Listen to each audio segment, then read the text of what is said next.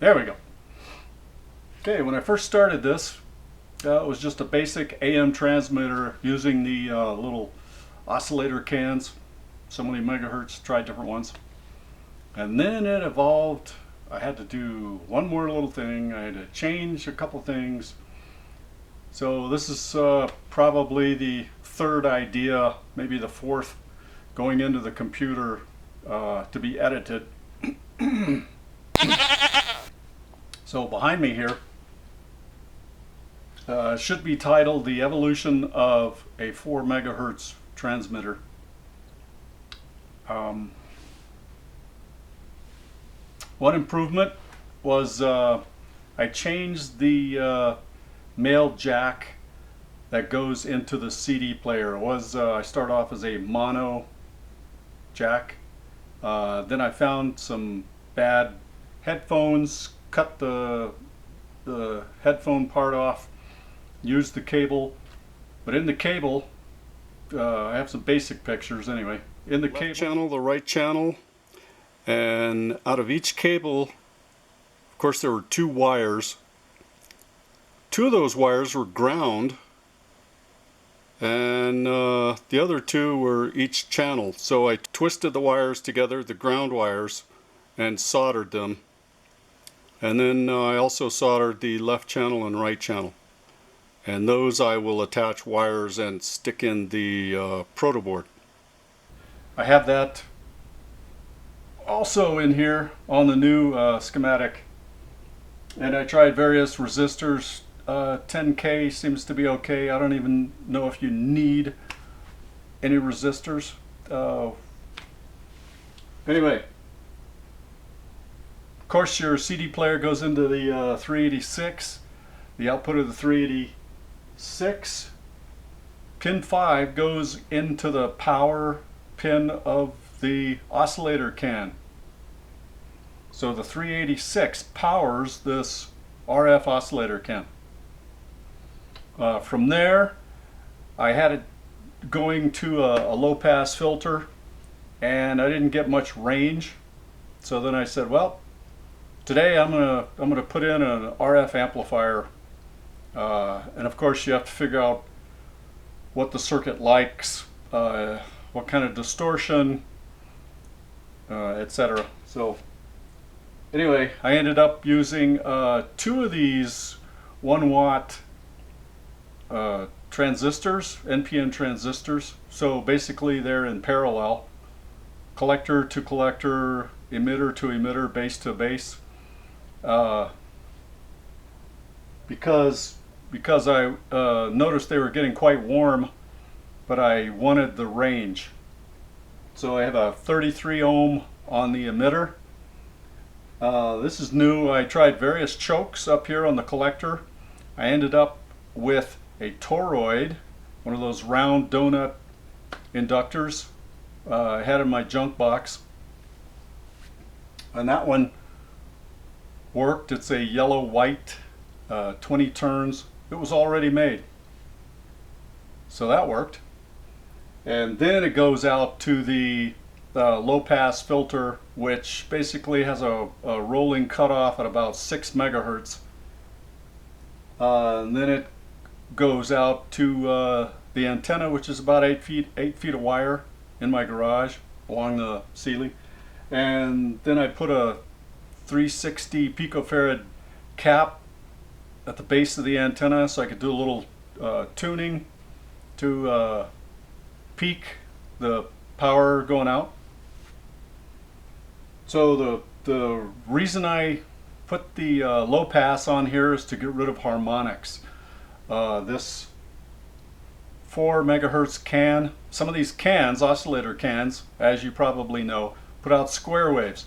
Some of these cans put out sine waves. Well, I liked where the harmonics fell with this one. So I had to look up how to make a low pass filter to get rid of those harmonics. So that seemed to work. Now if you're real close to the transmitter, you're going to get some harmonics coming through, but further out, like at the edge of the driveway, with a portable radio, I didn't get those harmonics. And at the base of the antenna with an O-scope, it looks like I'm getting about 12 volts peak to peak sine wave, at the antenna. And it sounds pretty good. Of course, I can try to improve the power and maybe the amplitude modulation, but then it sounds distorted and I need to back that off at probably this 15K. And that's just put in something that works. That's what I had. So there it is. It's been about a 2-week evolution. Wow, the receivers are so easy to build. Oh my gosh.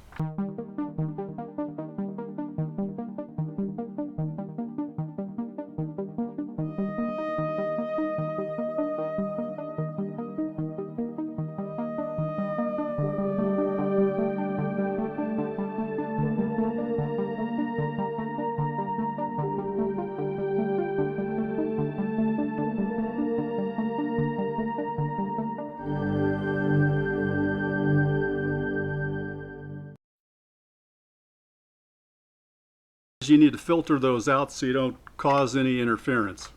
This 4 megahertz is in the shortwave band.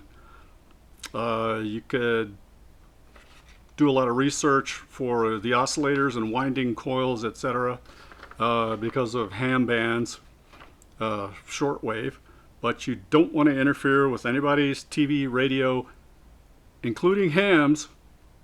But this is just a cool little circuit if you want to play music around the house, but you shouldn't go any further. So for the filter part, where the hell am I?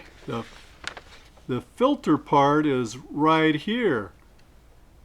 So if you go to a certain filter calculator, there are a lot out there.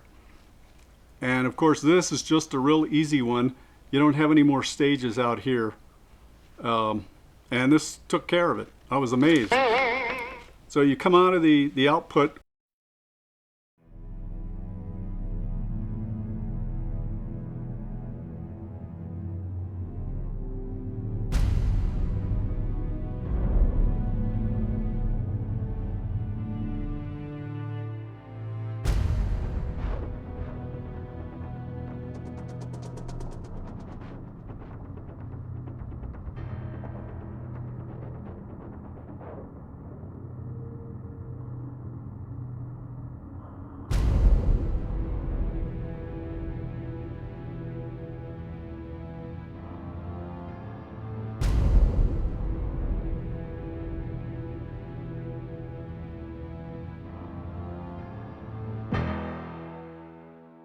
So I turned 20 turns of 21 on a medicine bottle, stuck that into ground, and then that went over to the 386, pin 2, nothing on 3, added the other cap to change the gain, make it louder. Power, of course, and then the output, a capacitor there, and then the resistor, the speaker there, and then earth ground. This was loud across the room. So what do we normally add here in parallel or series to get a tank circuit, resonant tank circuit? A capacitor. That made it sound worse. But of course this is on a proto board, so when you're working with RF, try to stay away from those proto boards. Makes it easy though. So this was amazing. This really worked. 20 turns, plugged it into the 3886, and I got a real loud volume, and I was picking up the music I was transmitting in my garage.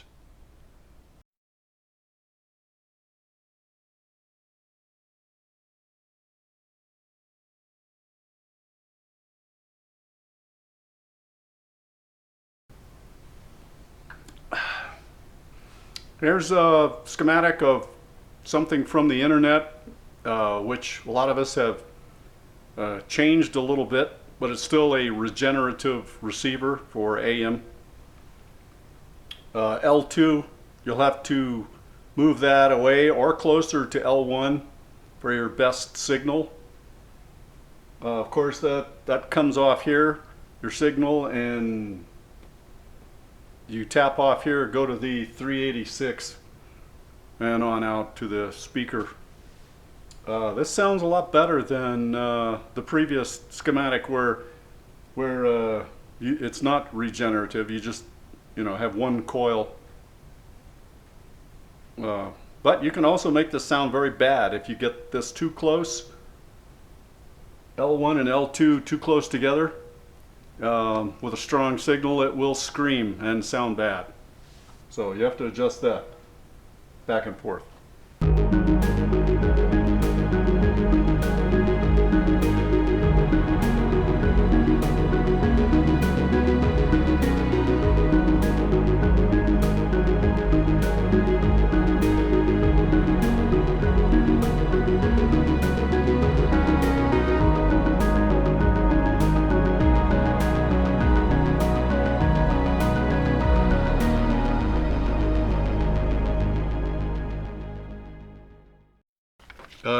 Check out what I've done on imdb.com.